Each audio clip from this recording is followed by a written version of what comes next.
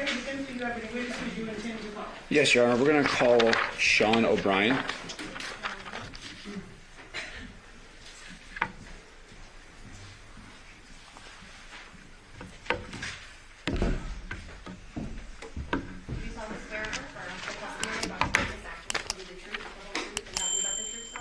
I do.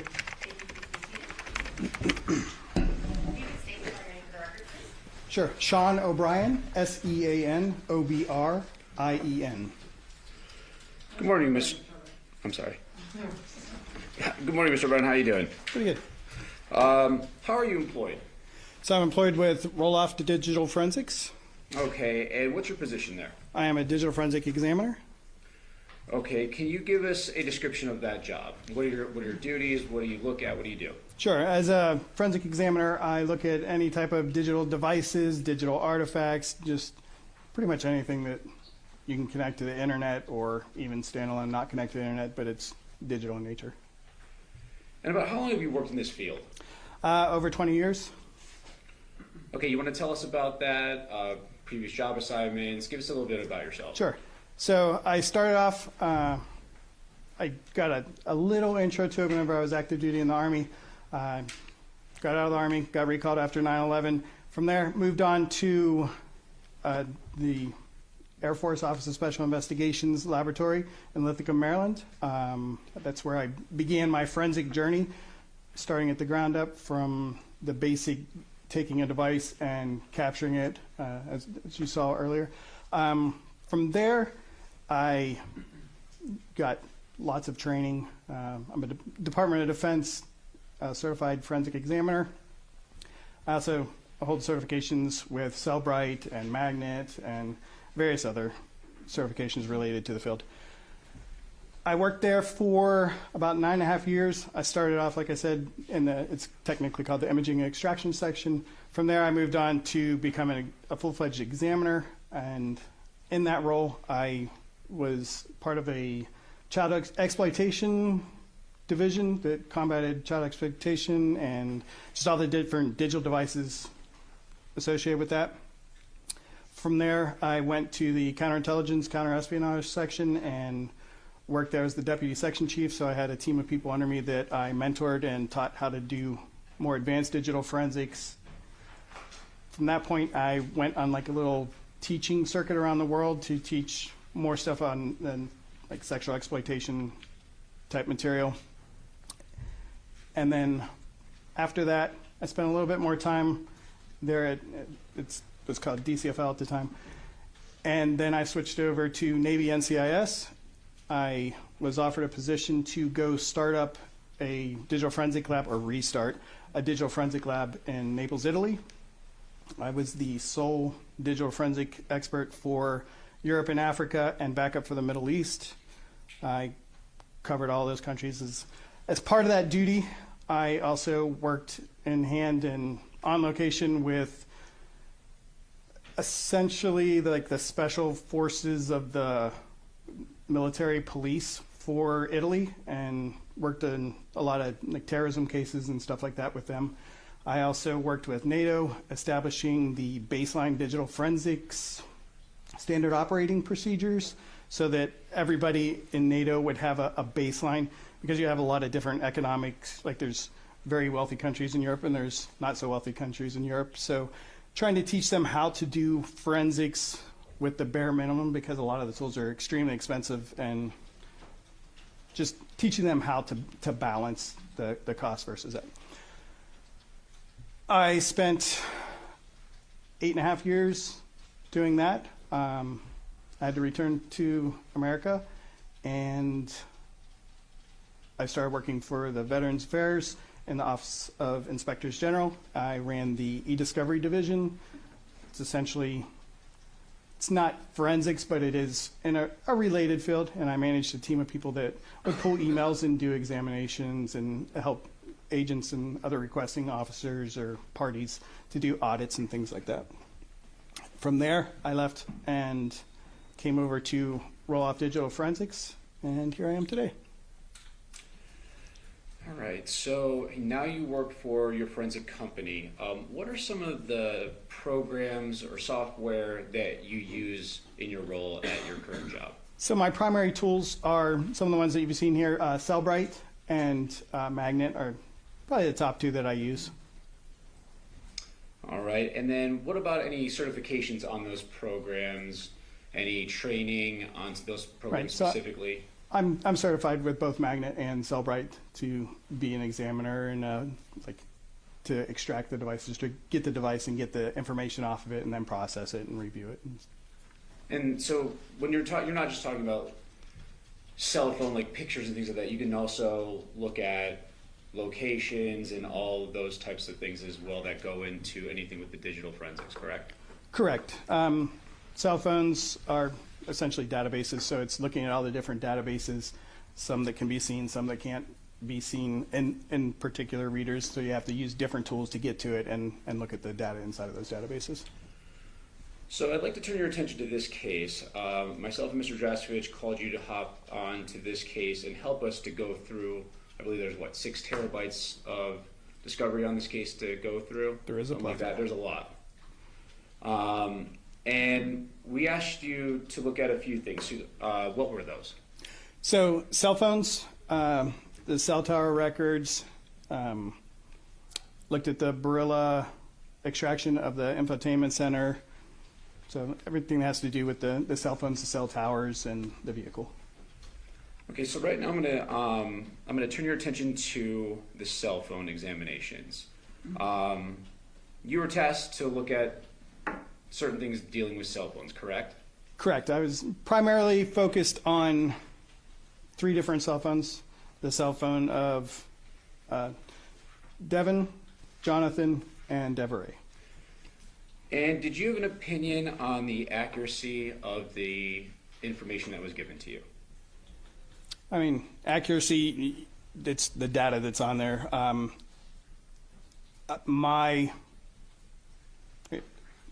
Are you asking more like, was there anything that stood out, or? Well, was it the accuracy of the extractions? Is there anything that was missing or that you would have liked to see more?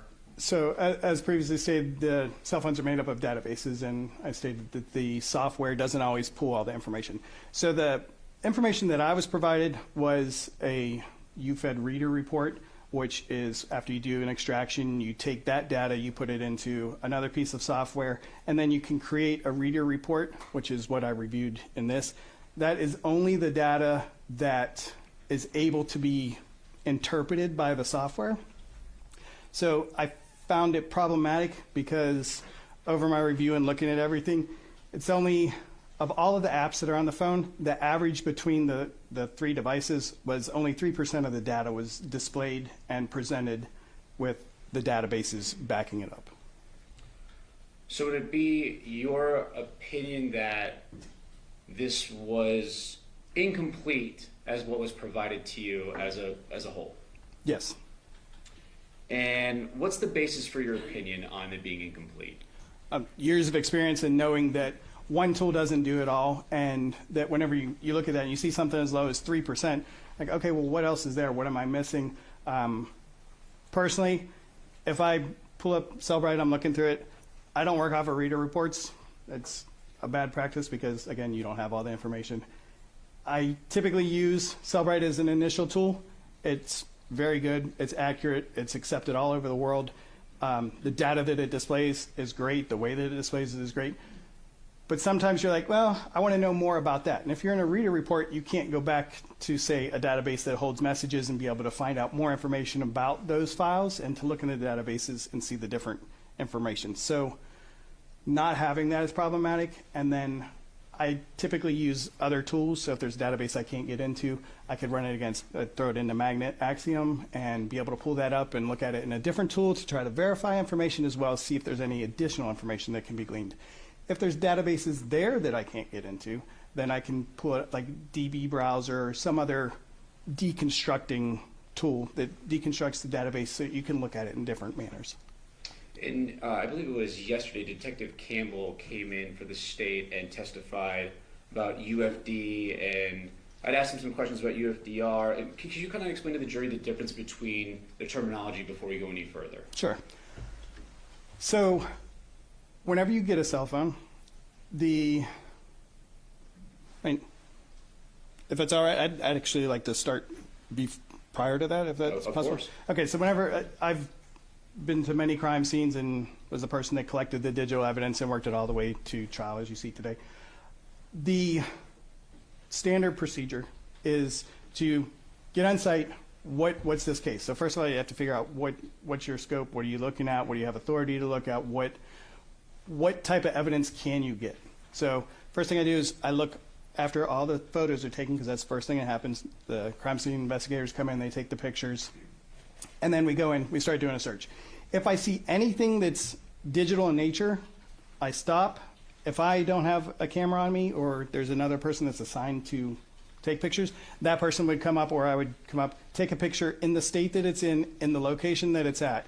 And then from there, once that's been categorized and like logged down, then you would take that, secure it from being connected to any networks, so turning off data, put it in airplane mode as a bare minimum.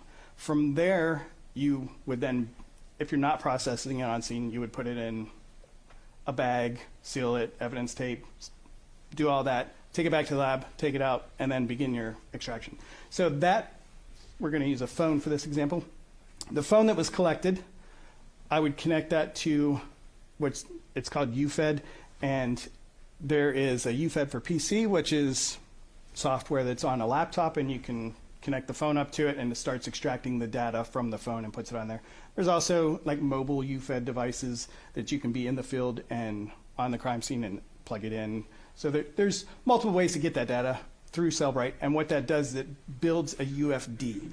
And that UFD is more like a index and some supporting information that tells you, hey, in this big package of data, which a lot of times it's in a zip file, and it's the package that the UFD is going to refer to that actually has the databases and the information. So you load that into Physical Analyzer. So Cellbrite has a product called Physical Analyzer, and Insights is their newer version. And you can put the data in there, and that gives you access to the databases. And you can actually do some database, like go through the database and break it down inside of that software as well. You can use, it's called App Genie, so it'll go in and it'll look at the app and be like, well, what can we do with this app? Like, what more information can we gather? Because, again, it's a vendor software, so they're only doing what the people in my field are saying, hey, we need this to be adjusted. We're not getting enough information for this. Can you turn your attention to there and try to get more information? So once that's all gathered, you go in, you're starting to do your examination, starting to find all your bits and pieces, finding out what databases you need to explore more, what information is important. And then the requester, which is usually an agent, a police officer, or auditor, whatever the case may be, they'll want to see everything right away. Unfortunately, digital forensics is not a right-away type field. It does take quite a bit of time. I think 6 terabytes is a lot of time it takes to get through that.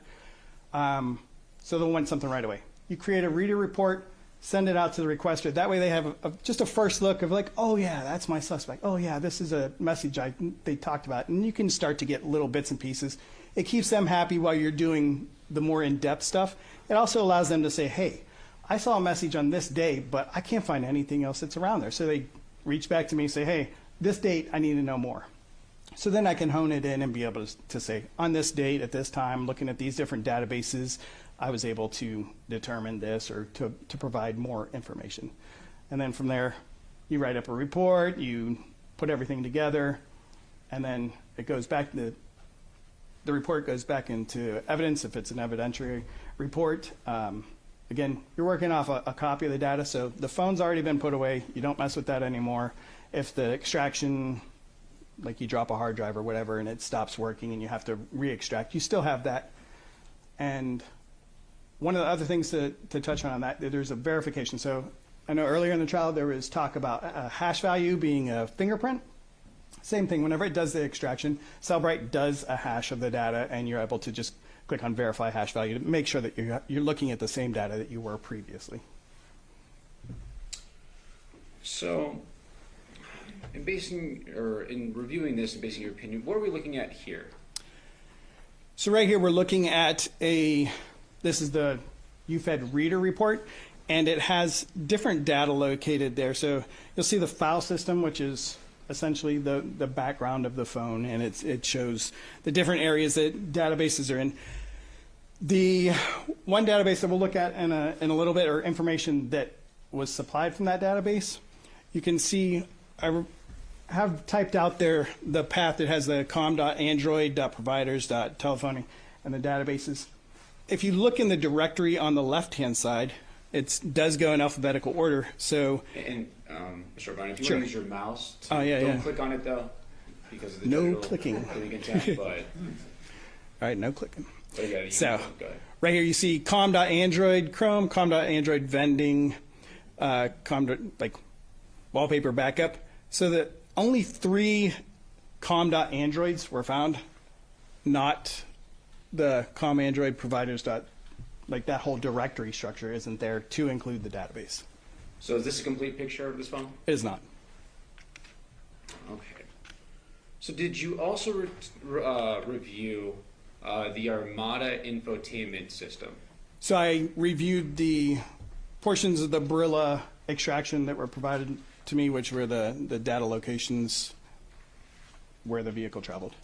And so I'm thinking that we heard testimony about how Detective Campbell was told, or I'm sorry, it was Detective Good was able to go through and kind of ping along how I'm sorry, Detective Spangler, all these guys with these technology and phones, I apologize.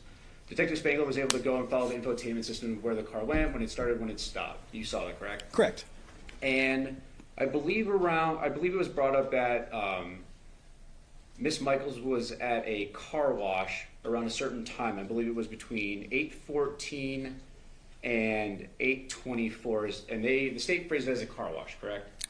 Yes. And we asked you to look at the points at this supposed car wash, and that's what we're looking at here. That is correct. Okay, and we see that the kind of the top half of it, it's the gas station, it's a convenience store, it's not just a car wash. But what did you do here? So the first thing I did was I looked here. This is the car wash. You can tell by the structure and the wet marks, and then if you do street view, you can go in and see that as well. So I noticed there's no pings along this backside or anywhere along the car wash area. I also looked at the date and times and the start-stop time of the vehicle, which also was indicative of not really enough time to get a car wash, not in the right location for a car wash. But it did show that there was activity under this canopy, which is where the gas pumps are, and is also where all the pins happen. The locations are all in the gas station area. Coming in from this side, going around into the area here, and then come out and leave that direction. And just as a side, you shut off your car when you get gas, right? Typically. Usually when you're at a car wash, you leave it on, you're sitting there listening to music. Or having to drive forward, yeah. Correct. Or neutral, let it go on its own. So, turning your attention to another item, did you review video data at 6505 Taylor Creek? I did. And what is your opinion of what was recovered from that address? So again, I believe it to be incomplete just based upon the type of evidence that it is and the devices that it comes from. There are, as you can see on the screen, 2 of them are labeled ring video, and the other one just has what appears to be a date timestamp and a .mov. The others are .mp4s. So the 2 videos on the right, the washed out one and then the one that's more in color, appear to be videos that were extracted off of either the Ring app or like you can go online to the website and pull it down, download it. You can share via email. There's lots of things that you can do with Ring videos. And the one on the left appears to be a few still shots that were then combined into this video that's there. So the snapshots being put together, I'm not sure how familiar you guys are with the Ring camera, but you can set it up so that it does snapshots. So you can do, I don't recall the minimum amount of time, but I believe it to be like minutes, maybe even seconds. And then from there, you can go into, like, you can turn it off completely.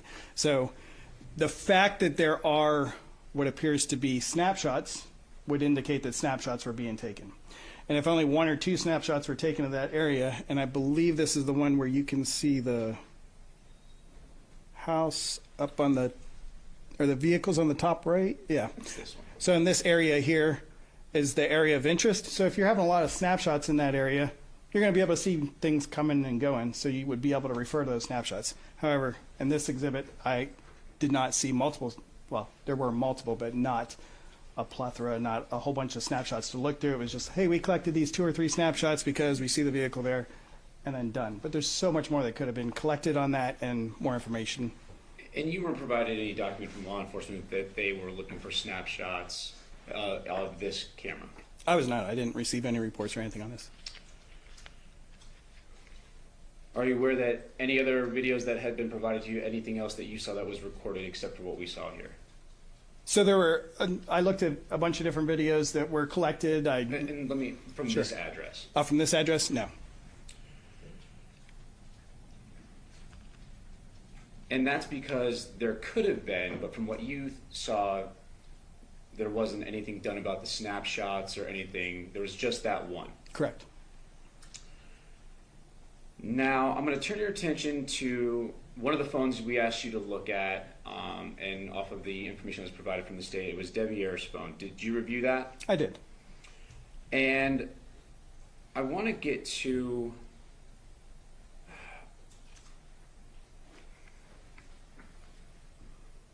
was it a complete capture of Devyn's phone? No, same as it's previously shown. There wasn't information about every single app, every single activity that was going on. There was not. But even though we had an incomplete picture, you were still able to access some background information, some stuff from the databases that can tell you kind of what was going on. Correct. I was able to access the reader and what Cellbrite was able to pull out and look at those provided items. So what are we looking at here? So here we're looking at on 8/6/2023 at 10:36 at night. There is communications, an instant message that was outgoing from, we're looking at Devyn's phone. So the outgoing would be the from, and then to the phone number related to the device of Devyn. So from Devyn to Devyn, their devices. It says, see you when you get back. I'm going to sleep, girls. So it's part of a text message. And then there's an incoming call at 10:58, which appears to be from Devyn's device to Devyn's device. And it appears that the call was taken and was 44-second long phone call. The last item is at 2:12 in the morning on Devyn's phone. There was part of the Android messaging here. There was a icon, so whenever you save a contact, you can add a picture to it, and just so whenever you look at it, it pops up, has the picture. So this is a picture like that. And this is a little bit more information on that Correct. icon. Same one, it just different slide. Same timestamp. Same timestamp, date. same messaging, same area. And this is just a close-up of the photo of the contact. It is. So it shows that there may have been some activity going on at that phone around that time. Correct. Now, in your experience and investigation and the rules of your work, gaming systems and other devices, not just cell phones or computers, but anything with hard drives, anything that's able to be communicated over, that would be important, correct? Correct. You would be collecting those things as you go through and see what's at the scene. Correct. Depending on what the crime is, depends on what you collect. In a murder case, you're going to collect pretty much everything you can. You can do some field assessments and be able to look and say, well, you know, this device is dead. It's one of the examples was a really old, like, Nokia bar phone from in the early days. And if you're dealing with a crime right now, there's no power to it. It's stuffed in a box in the back corner and like in a storage unit or something like that. You might not necessarily take it. I mean, you could, but it's more, all right, well, we know that's there if we ever have a need for it. But in general, if you're doing what's considered a major crime, which murder falls under, you're going to want to take as much digital evidence as you can until you start getting more information. Because in the beginning of an investigation, you don't really know what's going on. You're trying to collect anything that may have evidentiary value to later be examined, or if something comes about the investigation, you have that preserved. Correct.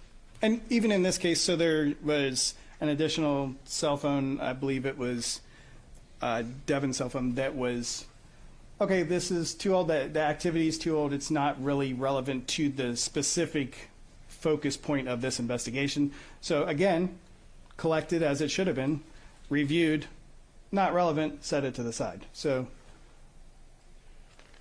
here's a picture.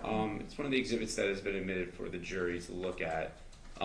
Just looking at this picture, do you see anything here that of evidentiary value that would bring you to preserve some of this stuff? So I see two items in here that could potentially hold additional information. There is a Xbox on the... And I prepared it a little bit here just for you. So it appears to be an Xbox here and then a Nintendo Switch here. And the significance of that is that both of those devices you can chat with people. You can communicate. There's multiple ways that you can do that. One of them you'll see in a little bit, like Discord is a really big gamers app. A lot of people that use Xboxes also use Discord as a communication method if the game that they're playing or whatever doesn't have it embedded, or if they just want to save speed or data just to make things more efficient. But even in like a Nintendo Switch where you can switch out data cards to store things and add more games, or even Xboxes with hard drives to plug in for additional space, it can be just a normal hard drive. Those are things that you'd want to look at and see if they were there. Absolutely, and they connect to the internet and you can browse the internet as well. So potential for communications that way on top of chat applications. So going to other things that could have been looked at here, what are we looking at on this exhibit or this slide? So this is showing that the Discord app was purchased through the Play Store on Devier's phone, and it looks like 4/27/2023 is whenever it was installed. So it just shows that an additional chat application was on his phone that is also found on gaming systems. And Discord, I know you kind of briefly touched on it. I'll let you explain that because you're more well versed in that. Can we just go through again for the jury what that is? One more time, please. Discord, what Discord is? So Discord, a chat application, you can have it on your phone. You can have, there's multiple places that you can hold that, and it allows you to communicate back and forth via voice or text.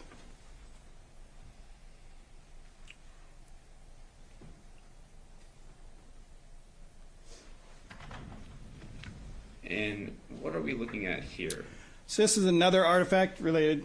Nintendo Switch was also found there. So there's an application that's listed as Cellbrite flagged it as entertainment and chat application. So it's another indicator. Hey, it's a possibility that the Nintendo Switch has chat on it. The application also allows for chat. And that would be something of significance if you're trying to determine people talking about potentially a murder, or anything, that you would go and look through all these things and all these apps to see which ones could communicate to other people, at least be looked at and investigated or preserved for a later time. If you had access to those databases, yes. And what are we looking at here? We are looking at one of the applications that is related to Discord. And it's a 8/7/2023 2:31 a.m. So it was an artifact, a Discord. So you can see Discord up here. So it's at that date and time on Devier's phone, the Discord chat, or well, the Discord program was accessed. And that was at 2:31 a.m. on August 7th. That is correct. So it says modified. Modified. Anytime the system does anything to the file, then it would modify it because it's making changes. And briefly, you didn't look at any router logs, did you? I did not. You weren't provided with any router logs? I was not. Nothing from the Porcupine residents about a router? No. That would have been helpful if you would have had that at that address, correct? Correct. So, as previously testified, the router holds information of connected devices. That's really important, especially whenever you're looking at an investigation like this, because if you know what devices have been connected, then you know what devices you don't have, or you can verify the devices that you do have. So you could look at it and be like, well, 6 phones show up on here, but I only have 5. Where's the 6th? And some of these artifacts that we've seen, this could all be indicative of activity on either the phone or gaming systems. There's something going on, but we just don't know because we don't have the full picture. That is correct.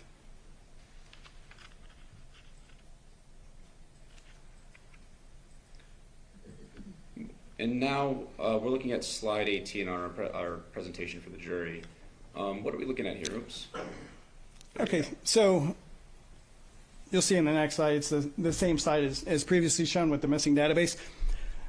This lays it out a little bit more. So the native message here, which is found in this MMS-SMS database, which we've already shown is not located on the reader report, it has a message in it here that says headed there now. We don't have a to, a from, a date. We have no other information other than it was deleted, which let me clarify that also. So here you see like messages in white, and then you see it in red. The red indicates recovered deleted items. So if it's red or it has this little red X right here, it means that that item is deleted, but the software was able to pull that out of the database. But does it show a time or date or to and from? It does not. And again, I couldn't go back to the database to see if there was any more information in there or related stuff around that time, like around that message, or looking at deletion orders, or there's no way to tell more information in the presented state. But we know it's deleted. We do know it's deleted. And this is the slide that we talked about earlier. Correct. And it's about the missing databases and the different types of files, the UFDs, UFDXs. So UFDX, I think that's a new term. New term for here. So if you have a UFD, it's the initial one, like I had stated about having a device, and you're looking at it's the UFD with the supporting data. If you take multiple devices, so in this case, if I was to take all 3 of the devices that I looked at, I throw them all into Physical Analyzer, I could create a UFDX, which is essentially multiple extractions put into one. So I can open that up, and by doing that, it loads all of the devices, and then I can run searches. Can you go back a slide? Of course. Sure. So up here, I can type in a search, and then if I click on this little down here, it will display each device that's loaded in and how many hits there are, and then you can select which device, you can select all, and then you can work your way through it and see where all that search term shows up across all of the devices. And just because we've heard all these terms and they've been thrown out between yourself and Detective Campbell, what is the most complete extraction that you would like to have had on this? I would have liked to have the UFD with the supporting files so that I would have access to all of the data and not just the maximum 3%. And again, you weren't provided with that. I was not.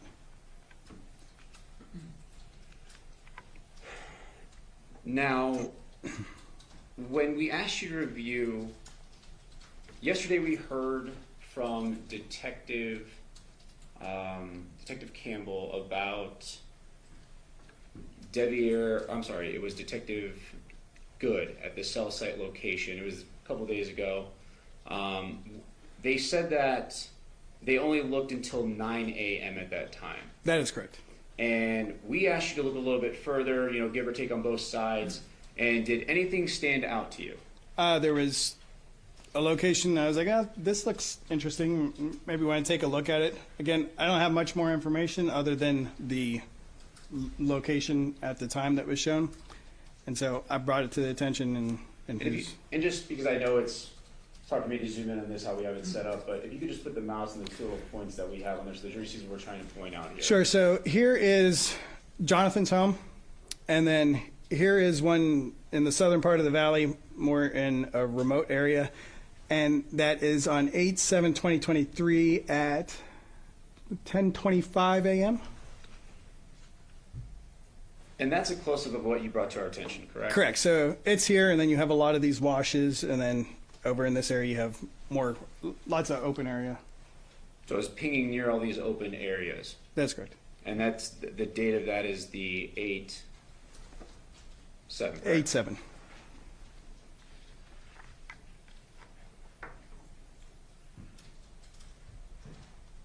In your review of this, and I know I've hit this a bunch, but this is not complete. It is not. There's more out there that could have been done. Absolutely. And some of the things that we've brought up, these are things that we would have liked to know more about, we just couldn't get into. Correct. That could have helped us. Correct. Court's indulgence.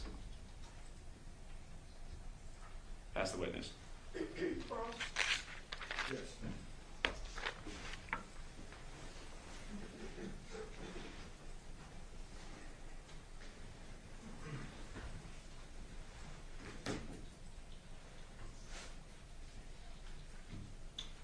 Good morning, Mr. O'Brien. Good morning. We just met outside in the hallway. You did. Thank you for your military service, sir. Thank you. I have a few questions for you, not too much. I just received these items that were shown this morning. You would agree with that? Yes. So I'm just going to kind of go through a couple of the slides and try to make sense of, to clarify what we're actually seeing. Okay. So I'm going to start with the residential neighborhood, the slides you just put up. Mike, can I bug you to get that PowerPoint back up?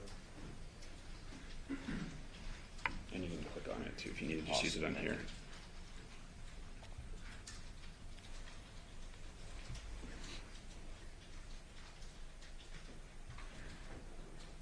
Yeah, perfect. And just, you can click on the slides below and it goes up. Perfect, thank you. So I'm showing the slide that you'd agree that's a residential neighborhood, correct? Yes. And you looked at a whole lot of stuff in this case. Would that include text messages on Devier's phone? It would. We got a bunch of text messages after 9 a.m. On August 7th of 2023 from Devier's phone. Correct. And you'd agree with me there's text where he's talking with his boss and talking about a job and going to that job? Yes. Okay. And you'd agree this is a residential neighborhood, a newer one, kind of out at the tip of the valley? I would. Okay. And the location data is that you're looking at that caused you to testify that he was in this residential neighborhood was from the CDRs, not from the device. That is correct. So CDRs, as a reminder, those give a general approximation. They're not like the breadcrumbs from the Burla or the Google. It's not the GPS, guys. Got it. So you're not saying in any way to this jury that his location put him in any of these desert areas, correct? That is correct. Okay. You indicated earlier that you reviewed not only the DFLs, which were the actual phone extractions, but you also reviewed the CDRs and the Burla, correct? That is correct. Did you also review the Google, I did. the geofence stuff? Yes, Okay. I did. You would agree that there's nothing in any of those sources of information that shows Devier's phone going toward or at the Paladura address between 10 p.m. on the 6th and 8 a.m. on the 7th? That is correct. Okay. You would agree that all of those things show the defendant's device, car, and everything at the Paladura address until 2:04 a.m.? That is correct. So the Google data is separate, and that was a geofence, Yes. right? And you're familiar with the steps and Google's privacy and I am. all that? obfuscated numbers and doing Yeah. the 2-3 steps. Right. So just to narrow it down and like simplify it, a geofence is actually placed on around the home, the Paladura home, and says, the first step says, show us what devices are at that home, but they give general numbers. Correct. And if I oversimplify it, you can tell me. It's good. Okay. That works. And so, in this particular case, it only showed the defendant's device at that home. Well, it showed multiple, but once you select which one you want that's of evidentiary value, and yes, that was Yeah. one of them. And that would be Yoko's, Yoshida's, and Jonathan's were actually there too. Yes. Yeah, and nobody else's. Not that I recall now. Yeah, so it's 4 devices at the Paladura home, not including Devier's. Correct. And Devier did have a Google device. Yes. An Android that. Yeah, Android is a Google Yes, device. yes. Okay. So we're in agreement. Nothing at all that you went through suggests Devier was at the Paladura address between those time frames. That is correct. Okay. The Google data did show John's phone traveling from the Paladura address at around 2:04 a.m. in the same exact path as the defendant's car and phone. Yes.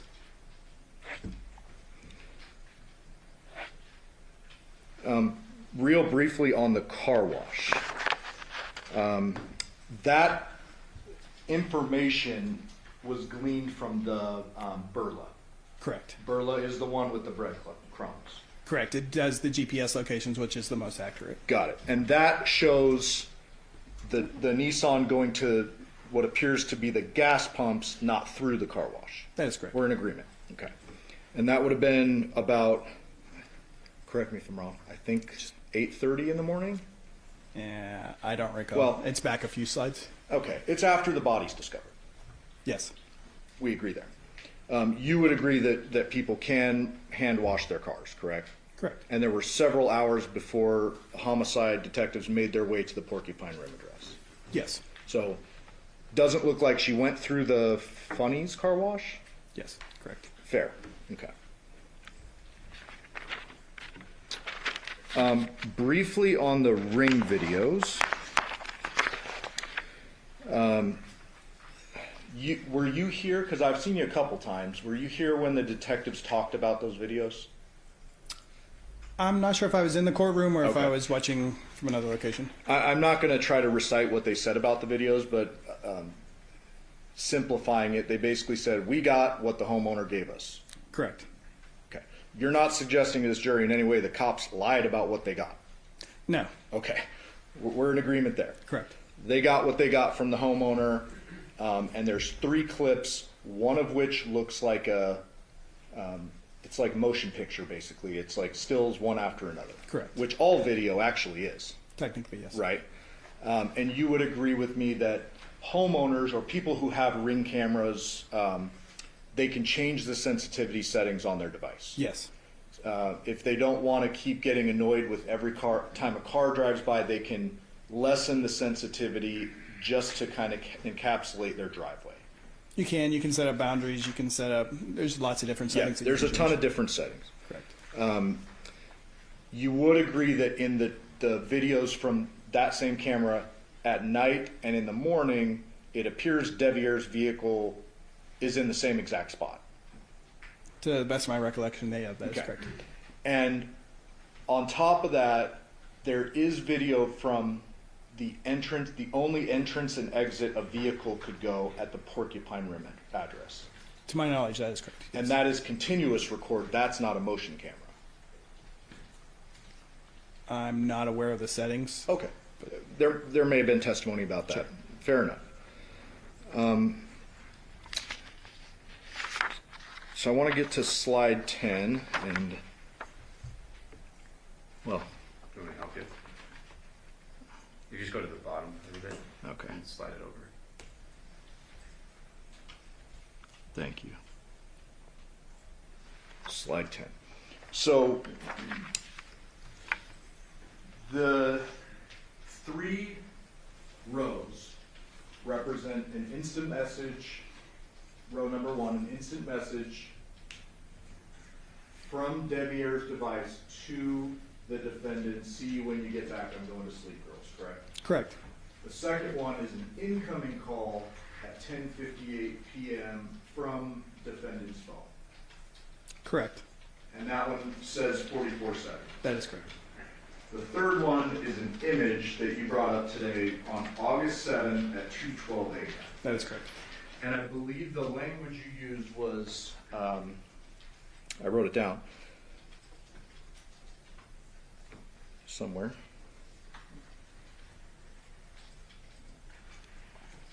Did you say accessed? What, just tell us, what does this mean? Like this? So that particular picture, the PNG, was the device accessed that. I don't have more supporting information about anything else that was happening at that time, again, because I don't have that database, but something was done with that particular file at that particular time. Got it. So we understand though, when you use that terminology, are you saying the device accessed it or a person accessed it? Unable to determine. Okay. If I can say that like the device shows that there was some sort of activity on that. yeah, and just so we're clear, a device can do things in the background, can access, can cache, can do all these different things, correct? Yes. If it's the opposite, if it's a person accessing it, you would then agree with me that at 2:12 a.m. a person is with that phone using it. You stated that a person was to show that a person would have to be there. Yeah, absolutely. I mean, Yes. it seems obvious, but like, there's two alternative theories. It's either the device access it somewhere in the background, or a person is actually handling their phone at 2:12 a.m. That is correct. Okay.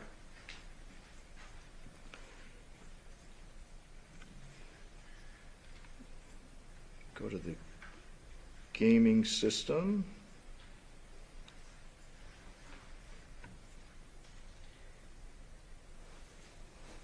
So you pointed out a couple of a Nintendo Switch and an Xbox, correct? That is correct.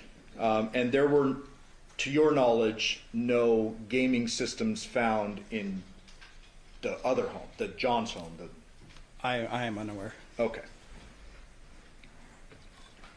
I guess the pictures of John's home will speak for themselves when it comes to that. Correct. You're not taking a position on that. Do you know if the defendant had Discord? I do not know. Did we get a full extract on defendant's phone? We didn't get a full extract on any of the phones. Okay. What is it that allows you to get a full versus a not full? So the initial extraction that I talked about, the UFD, is the extraction. What we've been presented with was the UFDR, which is after that extraction is done, then you can either select all or you can like handpick what you want and then create that reader report. Okay. But to clarify, when you're selecting all, it's all the data that piece of software at that time is able to interpret and put into a report. Got it. And so are you suggesting to the jury that the detectives picked and chose what they took, or are you suggesting that I'm not really suggesting anything other than the full set of data was not provided and I was unable to do a full examination based upon the lack of data. Okay, and in prior cases, you have a bunch of experience. I have some experience with phones, not nearly as much as you, but there are many times in which you cannot get a full extract out of a phone. Yes. Right, that's not abnormal. Correct. And you're again not suggesting the detectives like only pick certain things out of the devices. I have no knowledge what actions they took, but Okay. So with the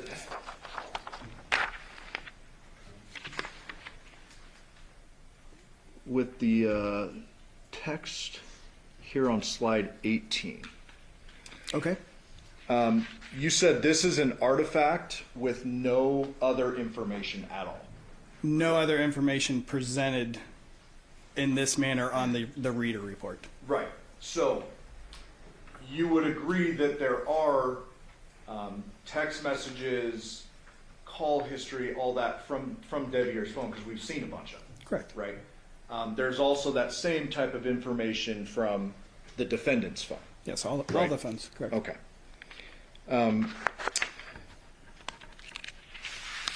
The text history for Devier's phone goes back years, right? It's quite far, yes. And he has a bunch of contacts saved in his phone like we all do, Correct. right? I don't even know the number, but like dozens, hundreds, I don't know. Can you see it on that? If you go back a slide, maybe. I'm not sure if it was captured on that or not. So before the bar shows up in the movie? Yeah. Let me help you.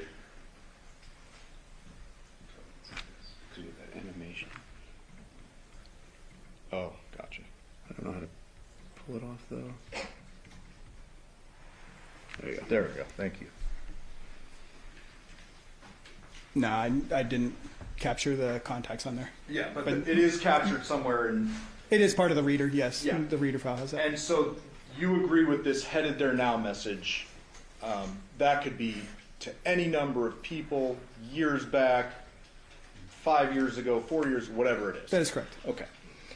But you got to bring it up because, I mean, it's something. But you would agree with me, I'm showing you admitted exhibit 666, that, oops, that with, It's not quite exactly the HDMI cord. gotcha. Can I approach? Yes. Does this appear to be to you one of the, or the text string that the parties admitted between Devier and defendant? That is correct, yes. And this shows a relationship text, 8523? 8-5 at 1 a.m. already adjusted from UTC. Yes. This next one is from voicemail to Devier, So voicemail being the owner of the phone. and it says, "Where the WTF are you? You obviously ain't home, but you ain't cheating!" Exclamation points. That is correct, I see that. And August 5th. 2023 at 4:02 a.m. Okay. And then the next text says, "From Devier to the defendant's voicemail, see you when you get back. I'm going to sleep. Girls are in the living room," correct? That is correct. Okay. No other text saying, "I'm on my way," or I'm sorry, headed there now. No.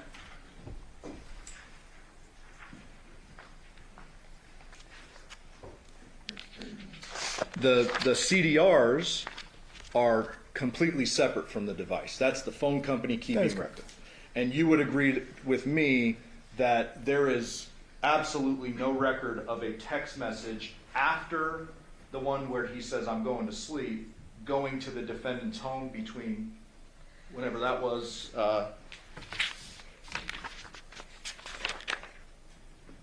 10:36:24 p.m. and 8 a.m. Can you repeat the initial question? The CDRs. Okay, we're- CDRs, Yeah, that is we're correct. away from the phone. Yep, that is correct. In the CDRs maintained by an outside source, the company, Yes. there is no incoming text to Devyn from Devier, no outgoing text from Devier to Devyn after that one at 10:36. Based on my review, no. So this headed there now text doesn't have anything to do with our time frame, based on the CDRs. Based on CDRs, I believe that is correct.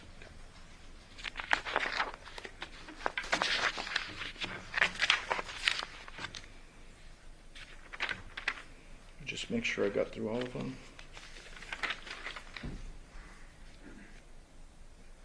Yep, that's it. Thank you very much, sir. Sure. Follow up with me?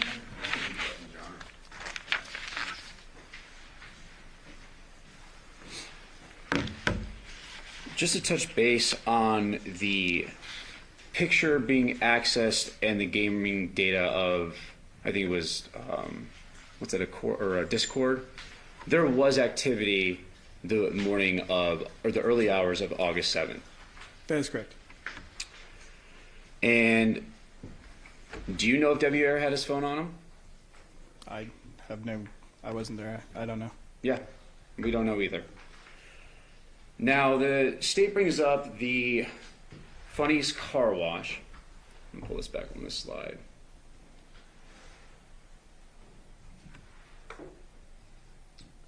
Now, he brought up the state, and I'm not trying to misstate, I'm just kind of summarizing, is about pulling in a potential hand wash of a car or something like that. You remember that question? Yes. Now, the car turns off at 8:17 and turns back on at 8:21. Does that sound about right? It does, yes. Nissan Armada is not a small car. It's not a Honda Civic. It's not a hatchback. It's a pretty big car. Correct? Just from your, I mean, you've seen them on the road. Yeah. It's a bigger SUV. It's not a small Correct. car. That's correct. So to hand wash a big SUV that they've made is super clean, that 4 minutes is pretty quick. Correct. To hand wash a car, not drive through a car wash, but to hand wash it at a gas station, unless there's, yeah, doesn't seem to add up. Correct.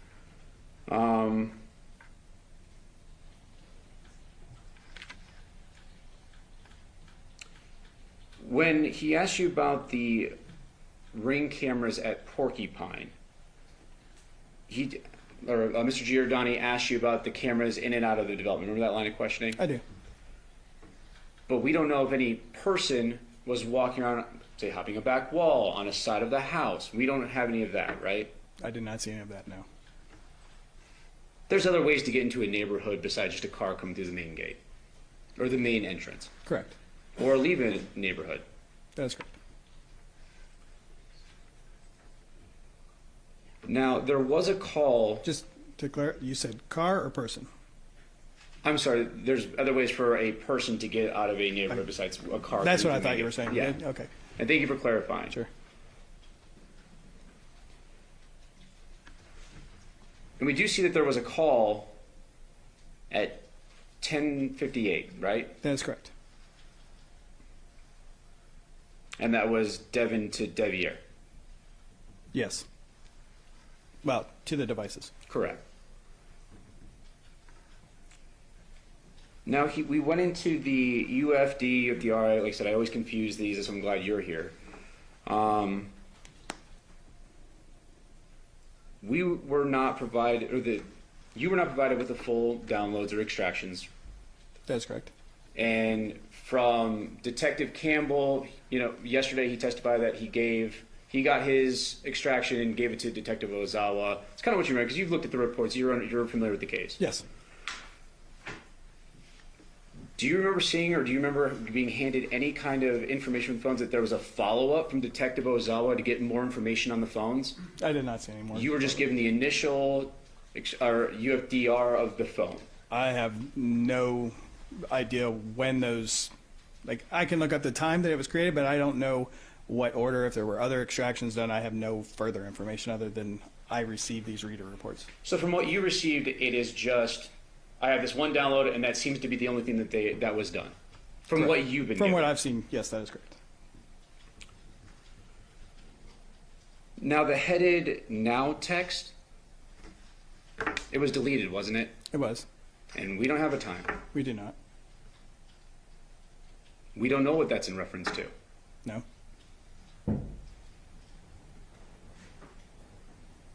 And going back to the Ring cameras at Porcupine, or from the address, there's so many.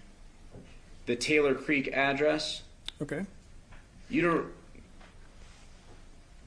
not suggesting that the cops didn't,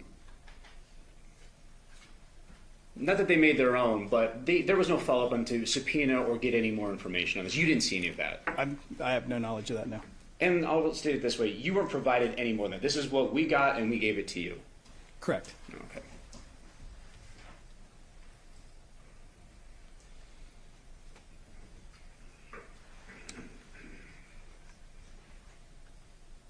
And just going back to this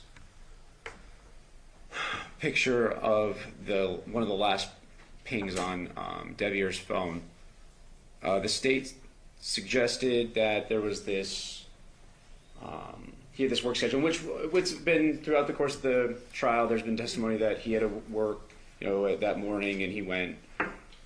But were you able to confirm that by any text message you looked at through the phone? Nothing popped out to you. No, nothing stood out to me.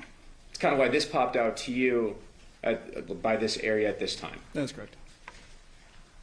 No further questions. Any follow-up, State? Yeah, I have to, I apologize. So, There actually is text messages where Devier is talking to his boss and saying, I'm headed to a job out. You saw those, right? Yes. Okay, so those do exist. Yes. Okay, that's not just testimony, that's in the device. It's in the device. And it's There's consistent. multiple occasions that they talk about work. Hey, I'm headed to this site, headed to that site. I'm going to run late. That morning, August 7th. I don't recall specifically, no. Well, I can show you. Okay. Can we agree overall that you went through these devices like with a fine tooth comb? No. I did the best I could in the amount of time that I was provided Okay. with the data that I was provided. Okay, fair enough. When you go through this, I mean, you're presenting everything that stands out to you as like, this is fishy, or this is something I would bring up, or whatever, right? Correct. There's nothing you left out that was something you were like really interested in and didn't present to the jury? No. Okay. So,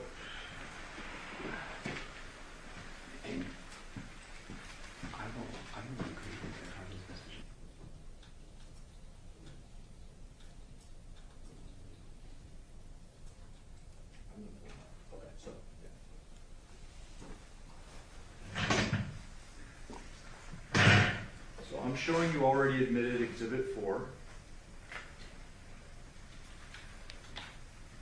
And I want to kind of show you this just in context of the timeline you just provided to the jury. So we agree that there is an incoming call to Devier's phone at 10:58 from defendant's phone. Correct. 10:58 p.m. on the 6th. 10:58 p.m. on the 6th, 44 seconds. And this is already admitted earlier by us. Well, let me back out so you can verify. You would agree that this appears to be stuff from the defendant's phone, correct? The Z fold? Based on the naming, Yeah. yes. And then I'm going to go into the call log timeline.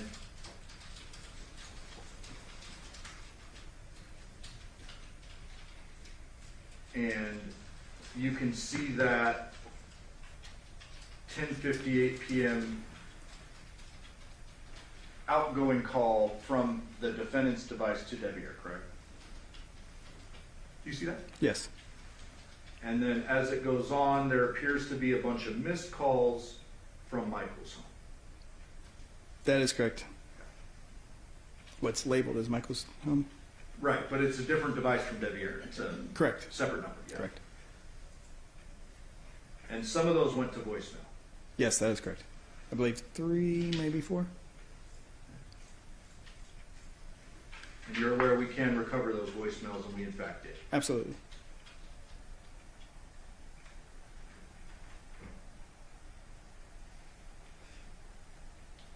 Opening the folder entitled Audio.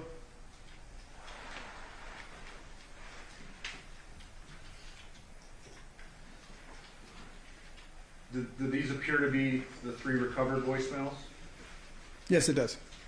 And these are after that 10:58 p.m. call from the defendant to Devier, correct? Correct. It appears to be about 11:13, 11:18, 11:21. And if I click on this, is that going to play the audio? I hope so.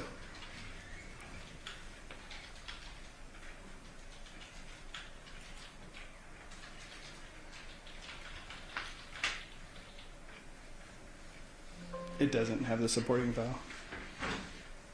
Yeah, I did this before, and I think I have to open it in a different way.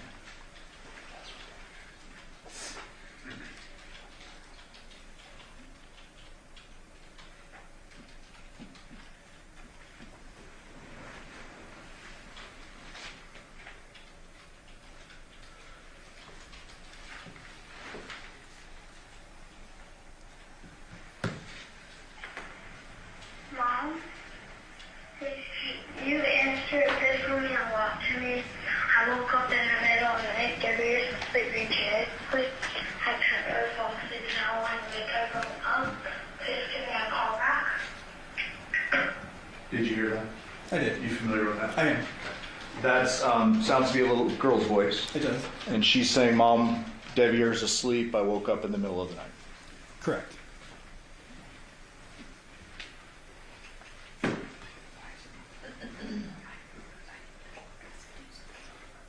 Victoria, can we somehow move that up? Because I have the we present on. I don't know why the audio's not playing.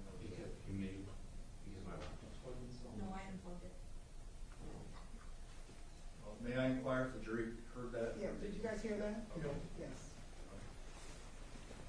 And Mr. Giordano, if you want to put the laptop next to the microphone, it may make it louder. That would make sense, wouldn't it? Yeah. Here you go.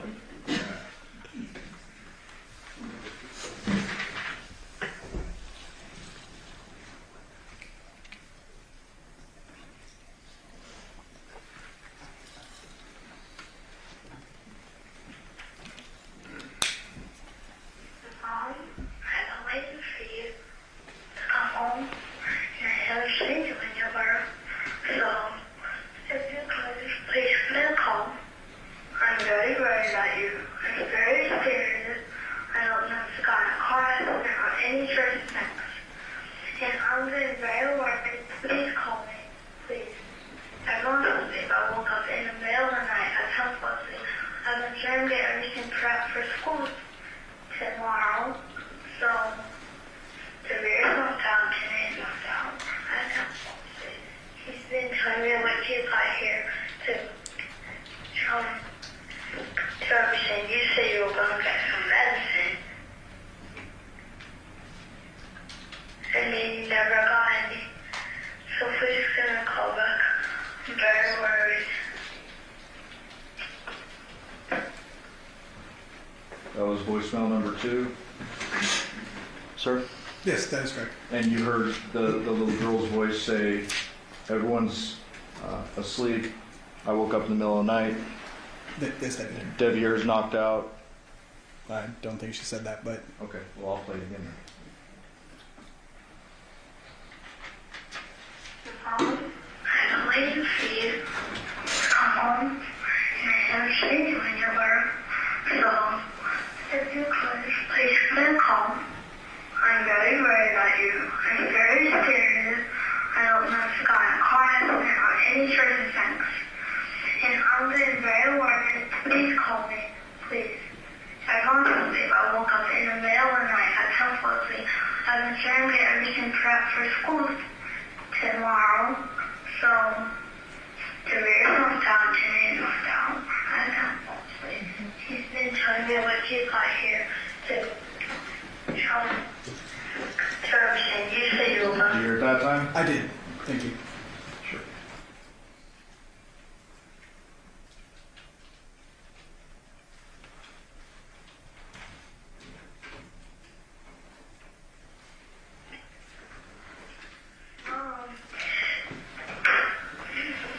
I've been waiting for you to come home. You never came home. I don't think you don't come home. I just never see you hear them. But I'm getting very worried. Please call me. I'm very worried. You know how you're worried about me sometimes? I'm kind of worried about you scared and everything. I'm really getting worried. I'm like, so, like, are you in a car accident or something? That's not worried. So please can you call back? I see a car in the neighborhood and it's stopped in front of our house. I'm not sure if it's you. If it is, could you call me back?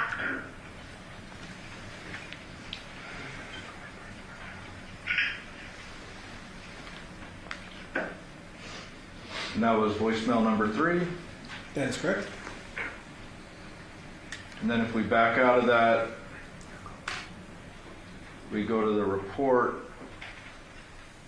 That would have been, for the record, 11:13 p.m., 11:18 p.m., and 11:21 p.m. in that order, right? That is correct.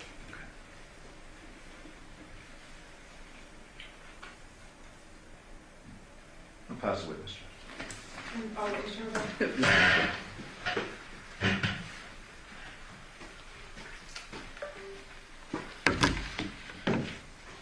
Those messages were around 11 p.m. is what you recall. That's correct. there's activity on Devyn's phone around 2 a.m. That's Correct. On 8/7. That's correct. And on one of the voicemails, it talks about a car out front. Is that what you heard? Yes.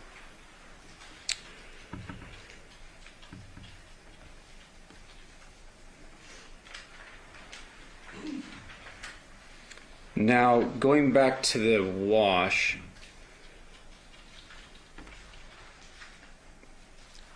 the state brought up about his work schedule. Do you remember reviewing any messages between him and his boss regarding that morning? I really wasn't focused on anything that late. It was just over my review of like going through, like, oh, that's kind of weird. I didn't really do a lot of investigation around that because there was a whole lot of stuff, other places that I was focused on. Anything about him running late? Not that I recall.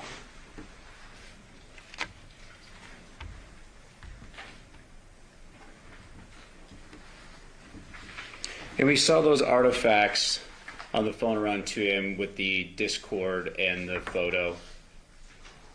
Correct.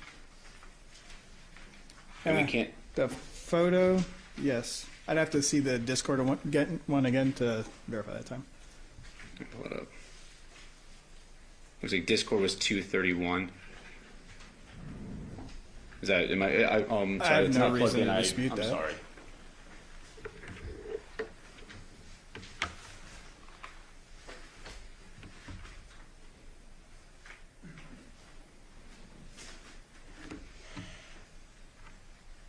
I don't know what just happened now.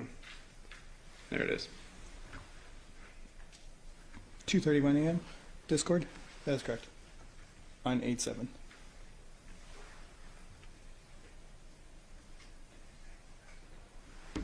Court's indulgence. There are no further questions.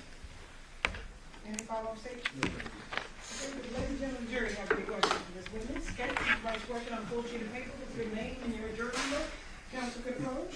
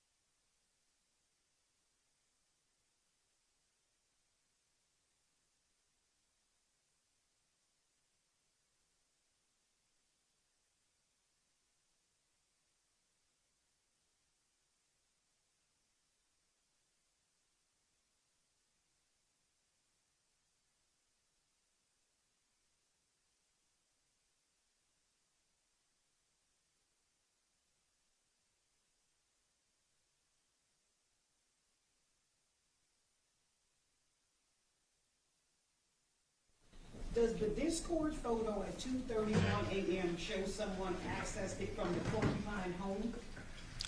There is no indication of where that came from. I'm sorry, no indication. No indication of the location of where that came When you look at the Burla data, did Burla show Devyn going straight into her neighborhood and to her house? One more time, please, ma'am. When you look at the Burla data, did the Burla show Devyn going straight into her neighborhood and to her house? I believe I need further clarification, like what time frame, or if that could be clarified more. I have to read it directly Okay. as they. Was there any stops in her neighborhood? None that stood out to me now. When using chat applications such as Discord or others, if the phone is set to show notifications, will this create activity records even if the phone is not being used? Yes, it would. It houses it in a database, which again, I didn't have access to that database. Okay. Mr. Horvath, any follow-up based on your question? Of course, it's ordinance. Okay.